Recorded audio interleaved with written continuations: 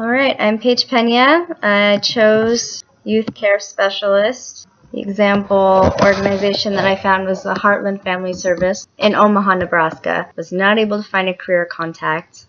Oh well. Well, actually I did, but she never called me back.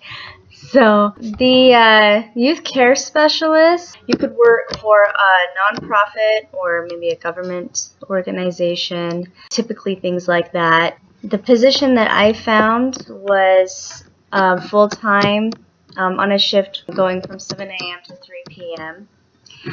And I found that they can tend to either be full-time or part-time, just depending on what's open and which place is hiring and all of that. For family friendliness, they have a family first mission, and that is to advocate for employees in regards, this is a quote, I think, for employees in regards to life and family planning by creating a safe and productive work environment, as well as helping staff to achieve work-life integration.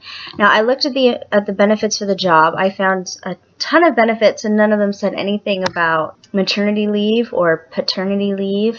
That I think is something that everyone should offer. But of course, other organizations probably have that. So typical stressors, of course, negative behavior and emotions that may come from the youth. They're teenagers. This job was actually for youth ranged from 10 years old to 18. The place that was offering the position that I looked up is a trauma center. As you can imagine, that is also a big stressor, dealing with people who have gone through traumatic experiences. Though I would imagine if you didn't want to deal with that, then you probably wouldn't want this job in the first place. So also the responsibility of being in charge of minors is big, because if something were to happen, it's on you.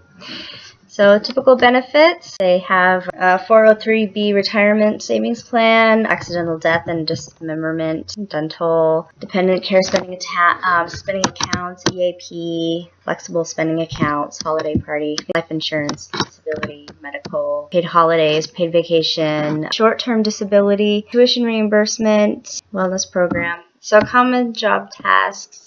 If you can see this, yeah, it's a very, very long list. Basically, you organize activities, arts and crafts, sports, that kind of thing. Mentor and nurture young people through challenging situations in their lives. Make friends with them. You provide counseling for them. You prepare activities that teach against issues like bullying or drugs or crime. You can take them on field trips. You can do individual session work with the kids. You draw up business plans. You write reports. You do administrative tasks, email, telephone, recruiting and training and managing volunteers and support workers, managing financial records and planning budgets, delivering activity geared towards specific young people of particular disadvantages or vulnerabilities. So education requirements, you have to have a high school diploma. I would imagine a GED would be just fine.